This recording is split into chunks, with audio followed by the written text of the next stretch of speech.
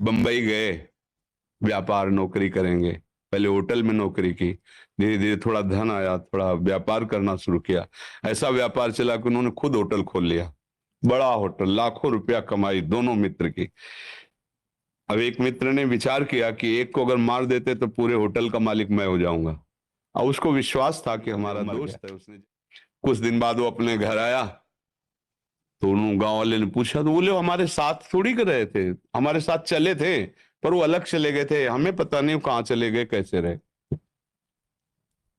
अब तो होटल में खूब पैसा आ रहा, जमीन खरीदी, मकान बनाया, सुंदर ब्याह किया। कुछ समय बाद लड़का पैदा हुआ। उसको अब इतना ऐश्वर्य, खूब पढ़ाना लिखाना, अमेरिका भेजा पढ़ाने के लिए। अब वहां बीमारी शुरू उसको हुई।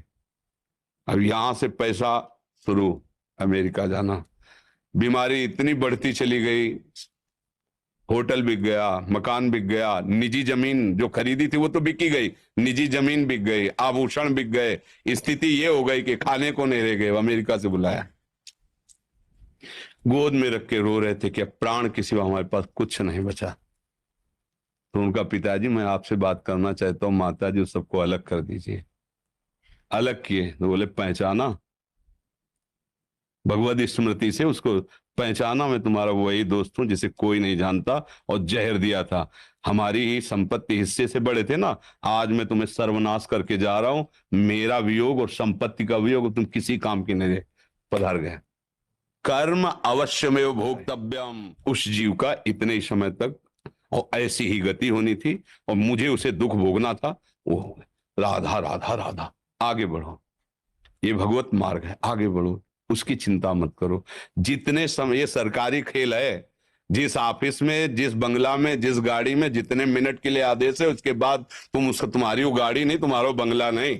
जैसे सरकारी आदमी को ले दिया जाता, ये बंगला, ये गाड़ी व्यवस्था, सरकारी आदमी है, तो वो चाहे जितना आप उसकी बड़ाई करो कि वाह साहब आपका बंगला तो बहुत जोर कर बंगला जोर कर रही है, किसी भी समय हमें फोन आ सकता है कि इस समय तुम्हारा ट्रांसफर वहां कर दिया गया है, हमारा बंगला गाड़ी। बस ये जो गाड़ी मिली है ना, ये जो बंगला मिला है ना, ये सरकारी बंगला है। काम करो और इसके बाद इससे निकलना ही पड़ेगा। जिस समय फोन आएगा ना, भागना ही पड़ेगा। ढेर मिट्टी का हर आदमी है, बाद मरने के होता यही है।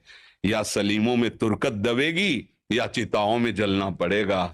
जिंदगी एक किराए का घर है, एक न एक दिन बदलना पड़ेगा। इसी को केवल सुधारना है कि अब हमारा आखिरी जन्म हो। इस दुख में, इस प्रपंच में, नाटक से मैं ऊब गया हूं।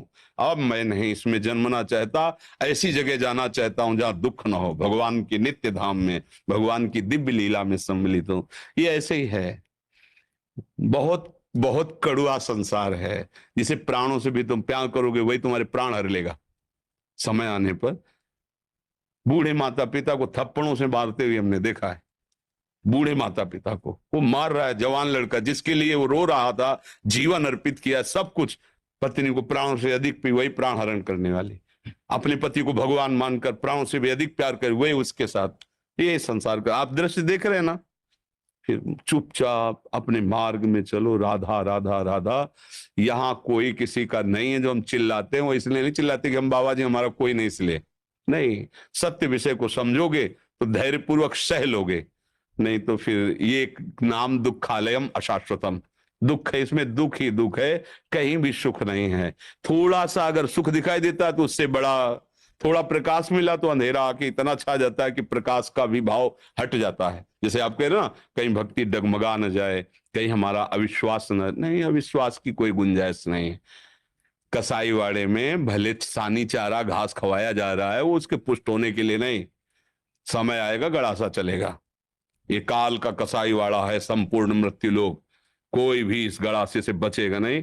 निमित्त कुछ भी बने, बोले दिल फेल हो गया, एक्सीडेंट हो गया, अरे जरा सा बुखार आया, वो ये कुछ भी बने निमित्त, यही उसके गड़ासे हैं। वो काल मृत्यु का निश्चित, सब सब चराचर जगत सब मरेगा। फिर काय को चिंता करो, मरना एक बार है ही है। जिसका जो समय, कोई गर्भ में चला जाता है, कोई गर्भ के बाहर, कोई बाल्यावस्था में, कोई जवान अवस्था में, कोई वृद्धावस्था में, जाना तो है। क्या करके जा रहे हो, बस ये बात खास है। अब आप जो पीछे बिगड़ गया है उसको तो भोग लो, आगे की फसल गंदी ना होने पावे। राधा राधा राधा, अच्छे आचरण दूसरों को सुख हमारे देना। कर्म के हमें कोई दुख नहीं दे सकता, पक्का समझ लेना। हमारा कर्म ही हमको दंड देता है। अब कोई नहीं जान पाया, पर मालिक जान रहा है ना। अब वो ऐसी जगह मारेगा कि तुम किसी से बता भी नहीं पाओगे, केवल रोते रहोगे। सही आचरण करो तो आपको यहां भी सुख और वहां भी सुख। ऐसे थोड़ी संत जन और सब शास्त्र कहते हैं, सच्चे आचरण।